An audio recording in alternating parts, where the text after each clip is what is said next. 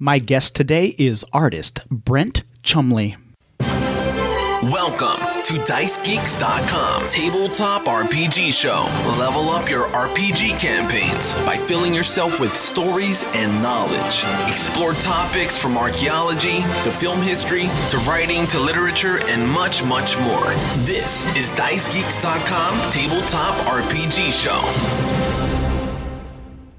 Welcome to the show. My name is Matt, and I am your host. This is the DiceGeeks.com Tabletop RPG Show. This is where we learn how to become better game masters and better role players by filling ourselves with stories and knowledge. We explore all kinds of topics, not just game design or game mastering. We look at everything so we can fill ourselves with all kinds of cool stuff, and so that comes out of us when we are at the table running our games. Now, I have released a free campaign setting for you. It is called The King's Road, epic fantasy campaign mixed with just a touch of sci-fi to add a little bit of variety in there. You can find that for free at drivethrurpg.com. Just type in The King's Road. I am excited. My guest today is the first artist that I have been able to interview for the podcast, so I am really happy about that. He has worked for a number of tabletop RPG companies as well as card games, so stick around. My guest today is an artist who has worked for Wizards of the Coast, as well as his work can be seen in the Shadowrun RPG, Brent Chumley. Brent, welcome to the show. Thank you so much for having me. I really appreciate it. Let's just start off kind of at the beginning. When did you decide to be an artist? Well, I will have to say that as far back as being a little kid, I looked at a lot of comic books. I looked at a lot of the old Warren publications, you know, the Vampirella, Creepy Eerie magazines, Conan the Barbarian magazines. You know, it just goes on and on and on. I looked at album cover artwork, fantasy, sci-fi, horror, comics, just all very much appealed to me as a kid. And as far back as 3-4 years old, I remember I could pick up a pencil and put it to paper and actually draw things that I saw and make it actually look like what I was looking at or what was coming out of my head. And so even from a very early age, I knew that I wanted to do something with art. You know, you don't really know exactly when you're little, but as far back as high school and junior high even, I knew, well, even if I don't absolutely make my living as an illustrator or an artist or whatever, I want to at least be able to do it on the side of whatever job that I end up doing for, you know, my regular day job or part-time job or whatever else. So, I mean, really, just as far back as I can remember, I've always loved art, always wanted to do art, and knew that I would do something with it. When were you introduced to tabletop role-playing games? In 5th grade, I saw in the old Christmas issues of Sears magazines, Sears catalogs, the D&D games. They sold like the basic set, the expert set, the advanced D&D rule books, Dungeons and Dragons, and stuff like that. And I thought, I wonder what this is. And they sold boxes of metal miniatures that you could buy and paint yourself. And I was interested in that. I thought it was so neat to see these little wizards and knights and dragons and stuff, you know, made out of pewter or metal or whatever they're made of. And so I bought a few of those sets and started painting the figures. And then that made me go, well, what's this game all about? I'd like to check this game out and see what it is. And so my mom bought me I think it was the basic set first. And I read it and, checked it out. And I liked it. I thought it was a really neat concept and, a really unique idea of how you play and things like that. And so about the time that I was in 6th grade, junior high, a friend of mine that moved from St. Louis up to my little hometown of Hillsboro, Illinois, he and his older brother played advanced D&D, and we got to talking about it at the lunch table one day. And he says, man, you got to come home with me this week, and I'll teach you how to play advanced D&D, and my brother will GM for us, and blah, blah, blah, and this and that and the other. And so I went over and learned how to play advanced D&D, and it just kind of made my brain explode, just how awesome it was and how neat. And from there, I went on to play Merle Rasmussen's Top Secret game, and then, of course, many other role-playing games from there. But that's where it started for me, and that's where I first started seeing it and first started being introduced to it and, understanding the concepts of it and so on. When you were becoming an artist then, as you were growing up then and becoming an artist and looking for a career, did you think you wanted to draw for tabletop RPG? Oh, absolutely. As a matter of fact, interesting story, I can tell you exactly the moment that, like I'd said before, even as a kid, I knew I wanted to do something with art, but it was when I was in 6th grade and I was being introduced, to with my friends with Advanced Dungeons and Dragons, that I went to a game store in St. Louis and I found a bunch of issues of Dragon magazine.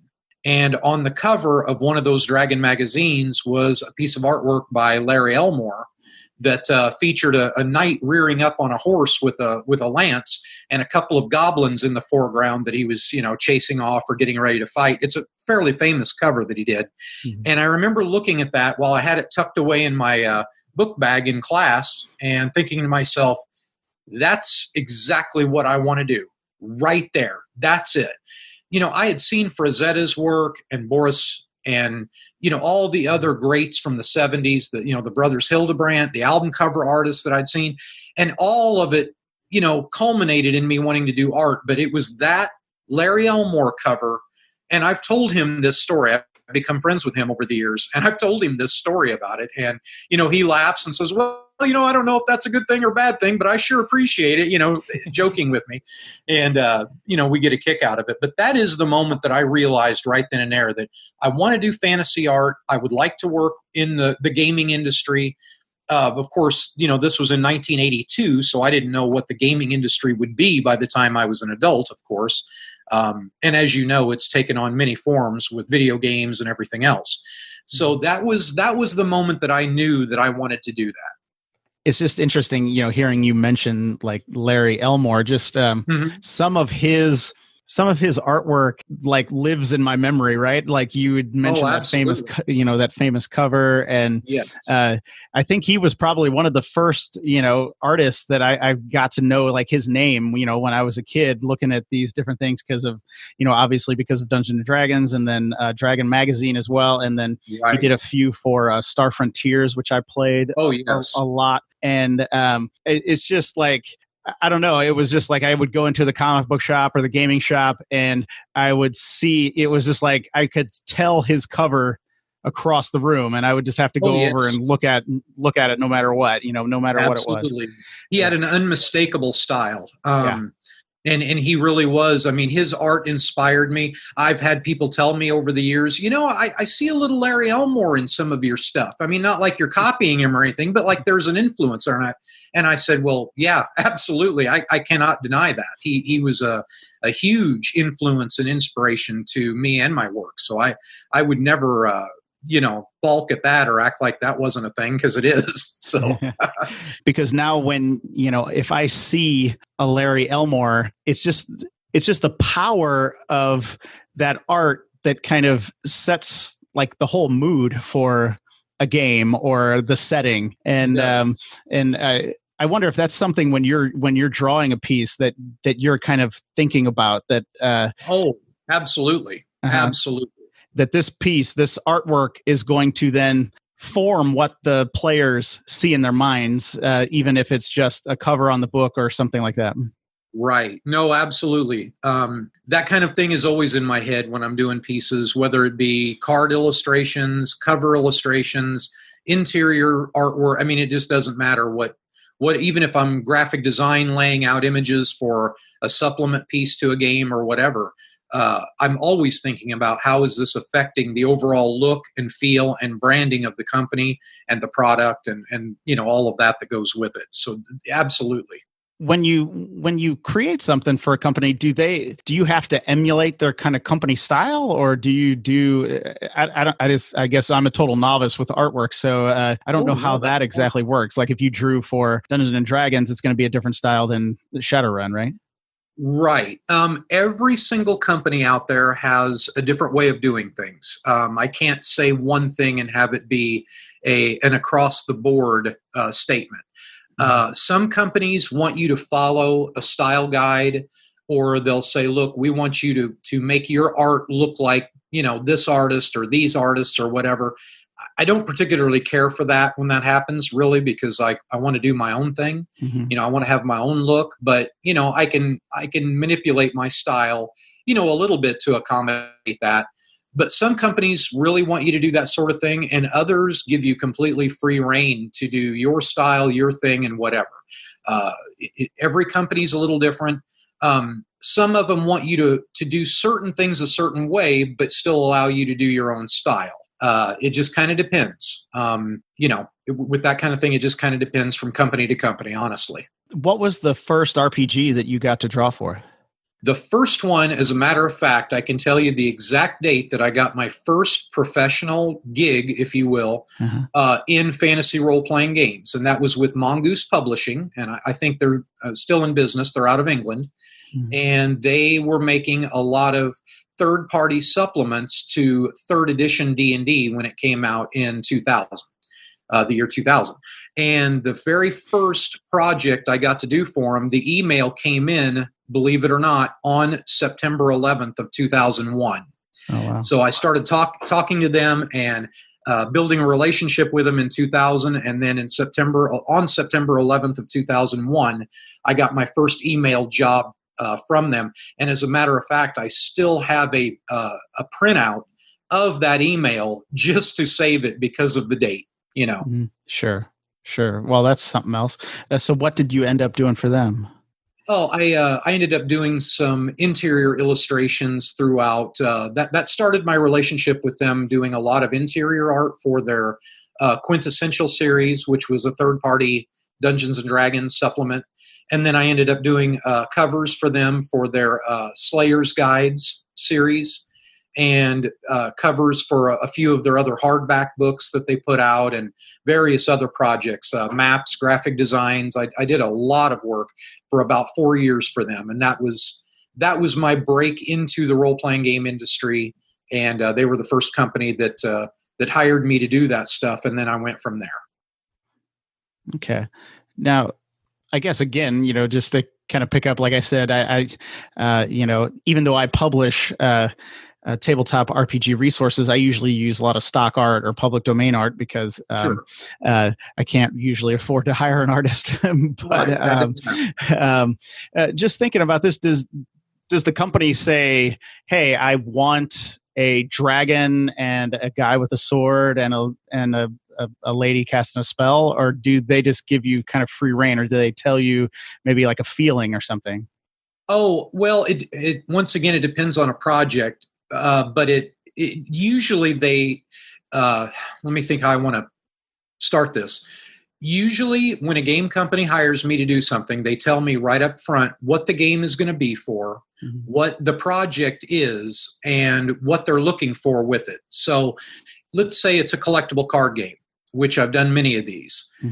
They will send me, a 1 or 2 sentence or maybe a paragraph instruction of the scene that they want painted, whether there's a figure in it, an animal, a monster, a fight scene, whatever it is. I'll usually get a 2 or 3 or 4 sentence description of what they want. And then what I do is I sketch it out. I send them the sketch to make sure it's the right, critters, the right people, the right armor, the right weapons, for compositional purposes, so they can see how the piece is going to work, how it's going to take your eye around the piece of art. And then it gets approved, or they have me make some changes to it or whatnot. And then I either make those changes, resend it back, or if it's good to go, then I go ahead and digitally paint it and then send it in when it's finished. And for final approvals, if they need any last minute changes or anything like that, then I do that and then resend it to them. And then they'll tell me, okay, that's good. That piece is accepted. It's that way for almost every game and company I've ever worked for. Very, very few times have I ever gotten, just paint something for us and that's it. It never really works that way, because every company kind of knows what they need for what product and what project. So, or like if it's a card game company, since there's hundreds of cards that are assigned out to many different artists for a set, or a booster pack or whatever, depending on the card game, there's a lot of art directing that goes on. And so usually they give you some kind of direction of what they're looking for. I reserve the doing completely my own stuff for my own IPs and things like that, to sell at conventions and things like that. So that's how that works. Okay. Oh, thank you for explaining that. Mm-hmm. Now you ended up, you've done some work for Wizards of the Coast as well, right? Yes, I have. I did a bit of artwork for them during their 3.5 edition series. I did illustrations in quite a few of their Complete Cleric and Complete Fighter, and all those books that they did, supplemental books there for a while. And I did illustrations in the Eberron books. And I recently did, about a year ago or so, illustrations for them, as well as for Catalyst Labs. It was a joint venture on their new Dragonfire deck building game that is, you can find it in any Barnes & Noble or Books A Million, or buy it online, or any game shop. It's a big boxed book. A big boxed set that contains a bunch of cards and booklets and things like that. I've never played it, so I don't know how it's played, but so that's the most recent thing I've done for Wizards. Just thinking back, since you started playing D&D when you were like in the Mm-hmm. 6th grade, what does it feel like then to draw something for Dungeons and Dragons? Oh, it's really cool. I mean, it's, ever since I got my very first commission from them in the 2000s, it was one of those things where I remember jumping for joy and going, oh, bucket list item now accomplished. It's one of the biggest things I ever wanted to do in my life. And I have gotten to do it, multiple times. And so that's one of those things that's like, well, I accomplished something that I set out to do with my life and with my art career.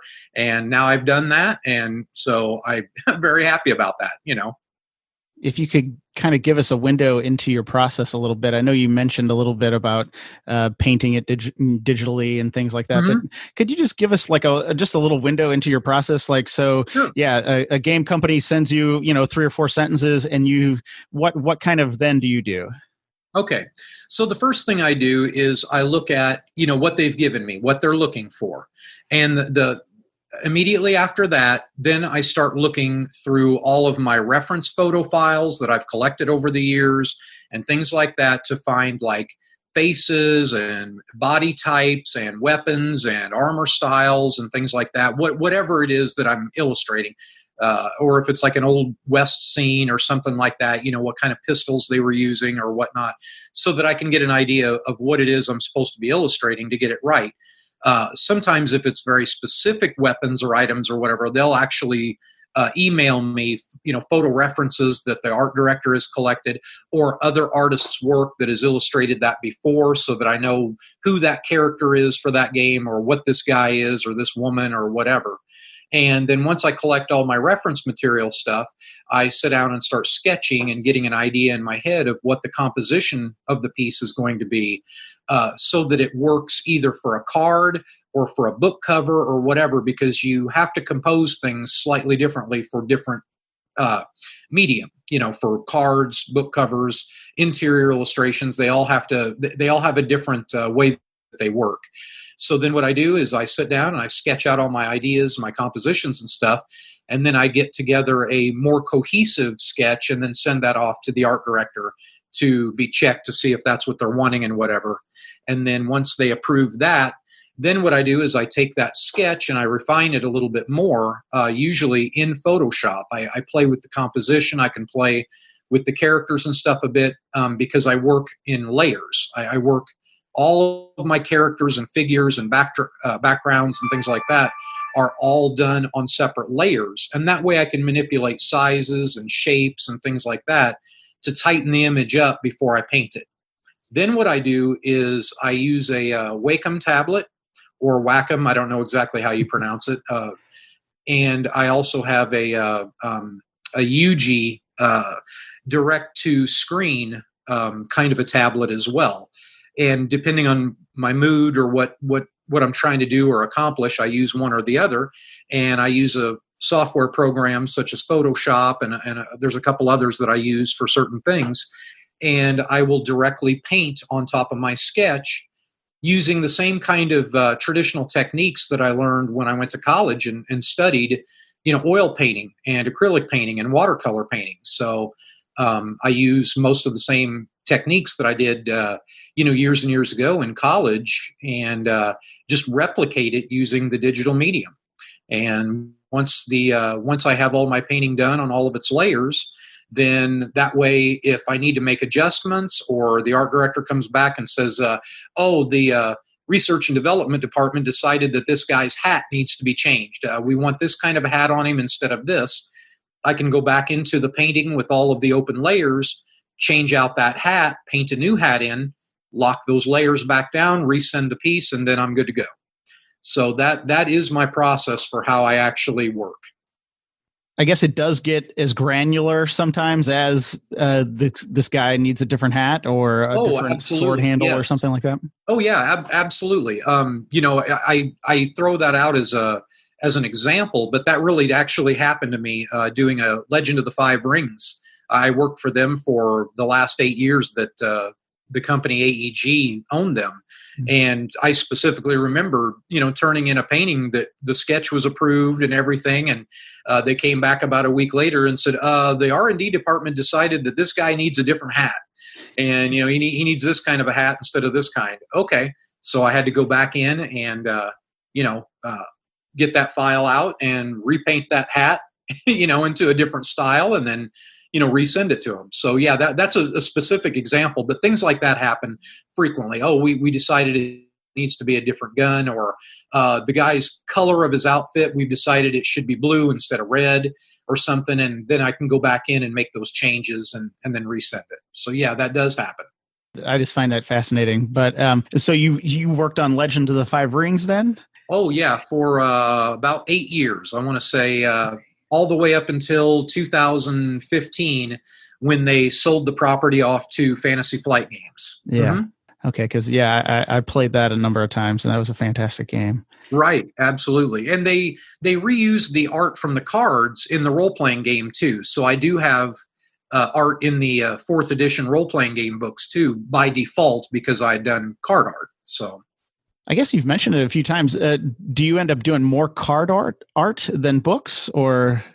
It comes in waves. It's like a roller coaster. There's times where I end up doing a lot more card art than other stuff, and then there's times I end up doing more role-playing game art and book covers and things like that than cards. Cards, it's a weird thing because most of your collectible card game companies put out anywhere from about 2 to 4 sets a year.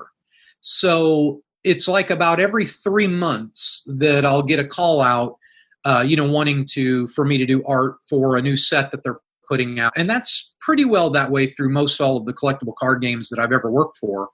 And so, it's kind of like you'll do 2, 3, 4, 5 cards for a set, and then you won't do anything more for that game for another 3, 4 months. So and then in between, when I'm done with that, then I go back to doing the other work that I'm doing for role-playing game books or novel covers or whatever else that I'm doing.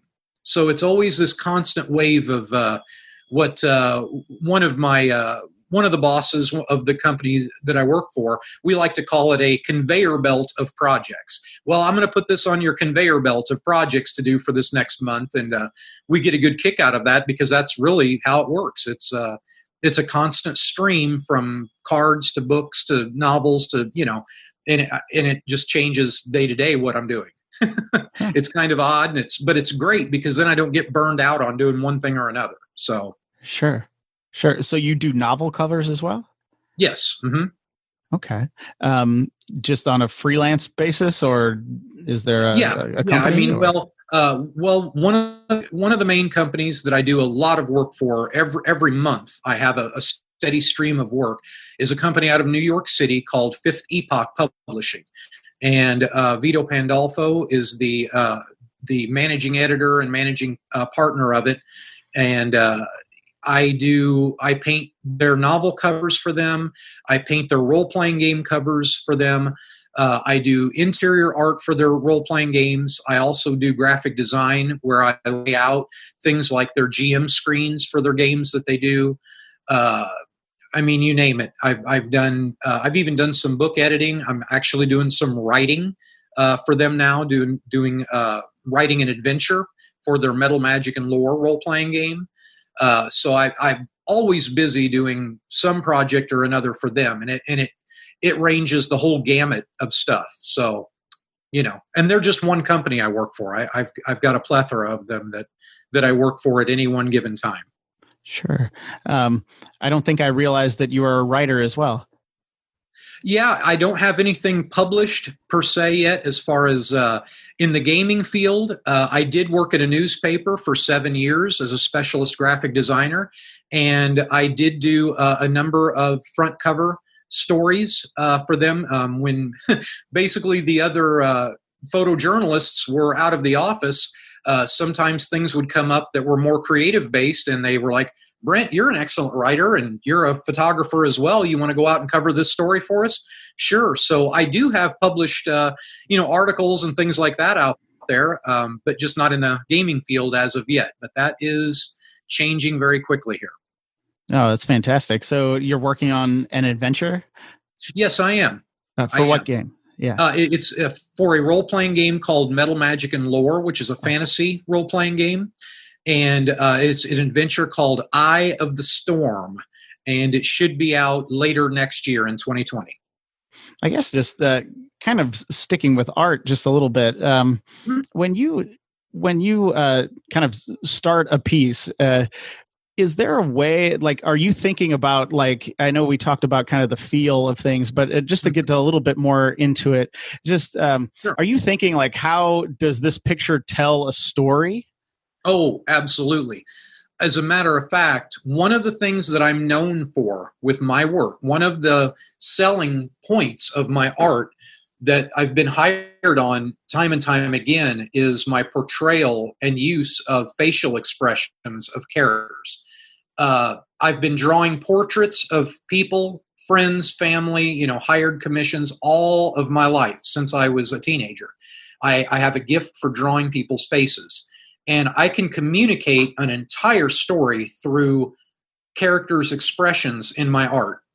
And as a matter of fact, that is the reason that I was hired by Catalyst Labs to start working on the Shadowrun role-playing game and Shadowrun products is the art director, Brent Evans, loved my use of facial expressions and the poses of my characters to really tell the story.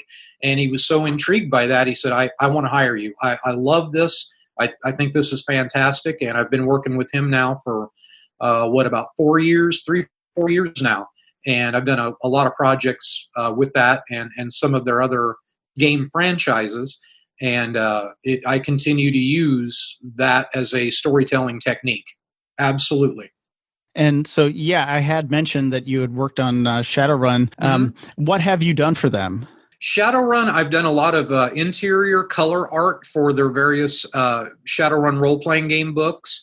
I've done a cover for one of the Magic books that came out. I think it was like last year or something. I think it was called Forbidden Arcana or something like that. I forget the names of some of this stuff, but that was a piece I did that was a cover for their game for a book. I've also recently been working on the new, which they have announced this and released it, so I am allowed to say that their new BattleTech role-playing game, which is called Mech Warrior. I'm doing a lot of the character illustrations in it that define the style of the various houses and weapons and things like that. I will also be doing some of the BattleTech novel covers coming up in the next year. And as well as another game which I'm not allowed to talk about yet. It's a game that they published several years ago, and they're now going to rebrand it and rebring it back out. And I'm going to be doing box art and interior art and board game art for it, and card pieces and stuff like that for that game as well. No, that's great. I mean, BattleTech is kind of a name from the past there. So absolutely. And they evidently, received all the rights to it or whatever. So they're basically rebranding it and rebringing back out a lot of stuff with it. And so far, even just what they've announced and what they've, have shown that they're going to be releasing has gotten massive fan response, positive fan response that it's going to be big. I can tell you that. Yeah, well, I have no doubt. I have no doubt. It was huge back in the day, so I know a revival is going to be big. Well, at least based on some of the other revivals that we've seen in the past few years, right? It's going to be huge. What if there's somebody out there listening that is an artist and they want to get into the tabletop RPG industry? What advice would you give them? Well, we now live in a day and age with computer technology and the internet and, Facebook and YouTube and Twitch channels and Twitter and everything else, that there's a lot of different ways that you can now break into the industry that weren't around when I did it. But I still think the good old-fashioned putting together a portfolio. Now, I don't mean it has to be a physical portfolio. You could have your art on a tablet or some other, as long as it's big enough that it's clearly and easily viewable. I went around to conventions. I went to Gen Con. I went to places like that and literally shoved my portfolio in front of companies' faces until I finally got hired.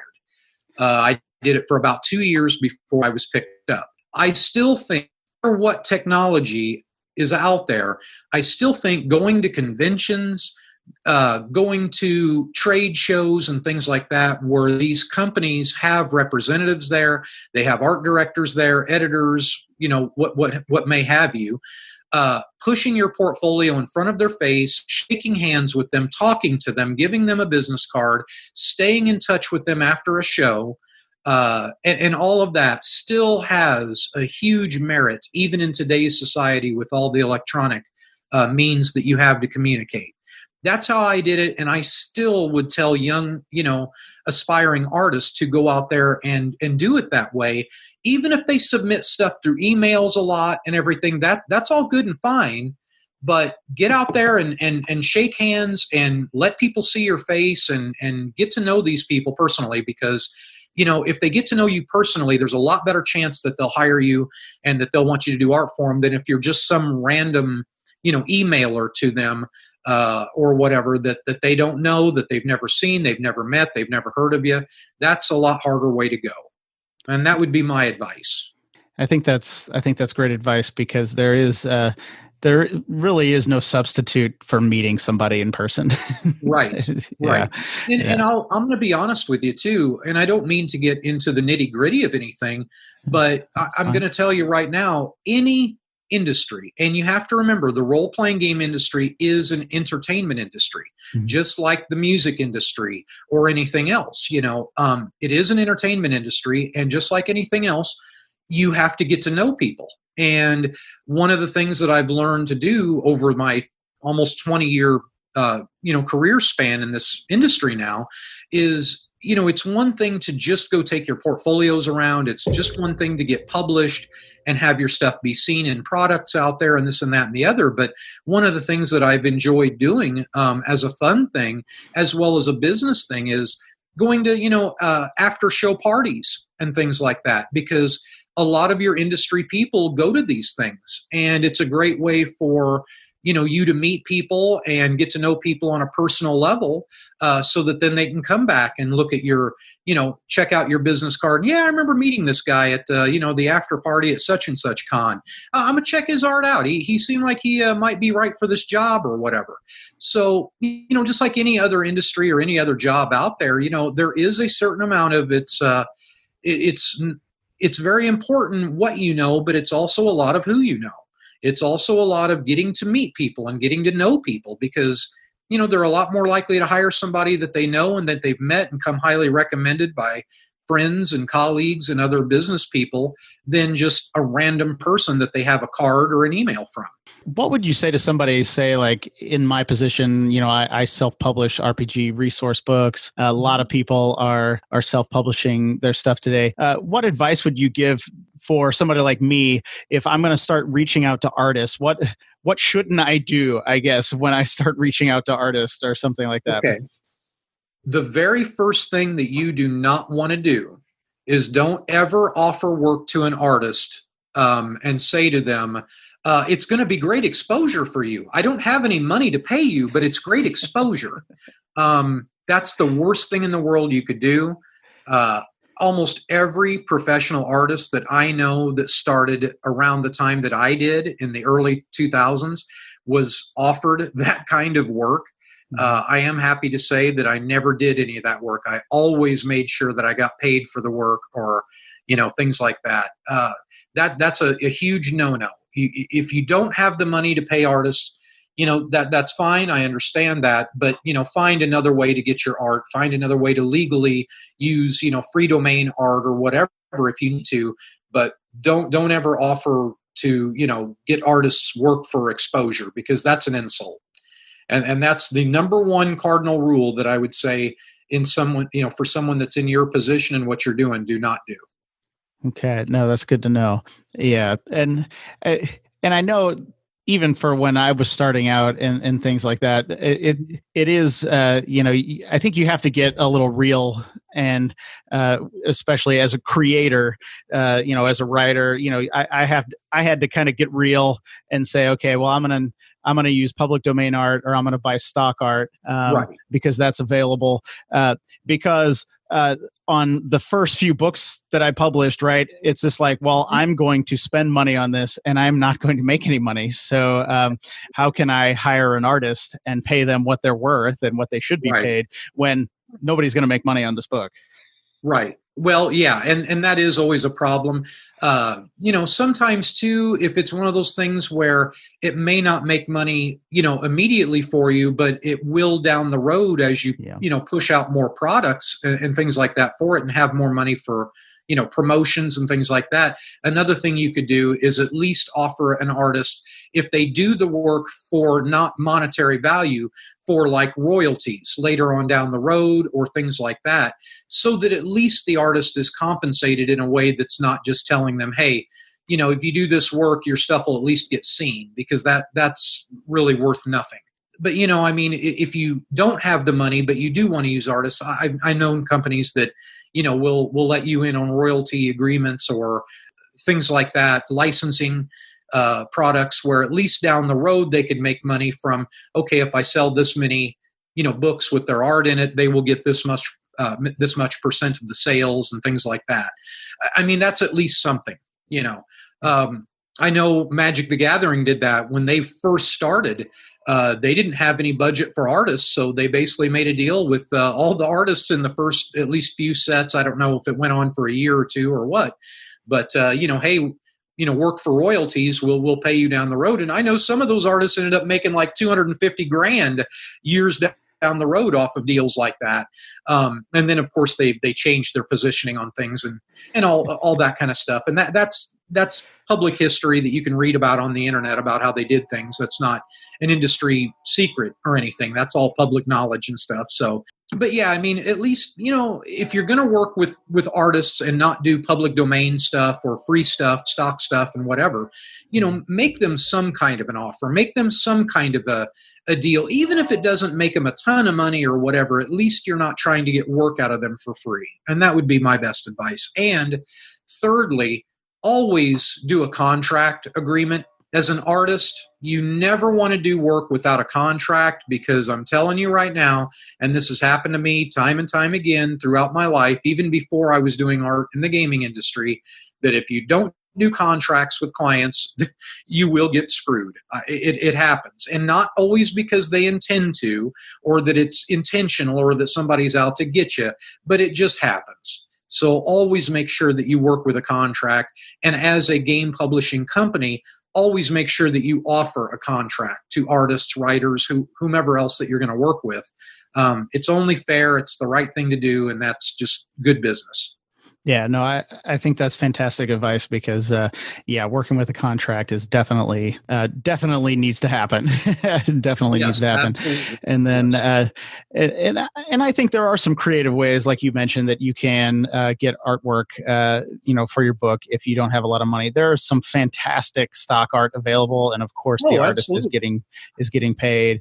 And then, a royalty deal is great too. Now, of course, not everybody's product is going to make $2 billion in 1 year like Magic the Gathering did, but the artists were compensated, and they should have been, right? It was a great, it was a great product, and so they should have absolutely been. Sometimes you can even do other things with artists. Like I've heard of companies, and I've seen this happen too, where let's say you wanted to hire, an artist, and you didn't really have any money to pay him, and you're like, well, I don't know if this product is going to be that successful, so I don't really want to offer them something where they're going to get paid down the line because they may still not get really anything out of it. But here's what we can do. We do go to conventions and we sell this product and we set up a booth. Why don't we, pay that artist, pay their badge fee, pay their hotel, and let them have a small spot at your table to sell some of their artwork at or whatever. And that way you can at least promote them a little bit. If you can't compensate them financially for the work they do, maybe you can compensate them by, showing them off at some shows or conventions or things like that, so that they can kind of get a little foot in the door or get their work seen or whatever else, because that's just as good as money as well.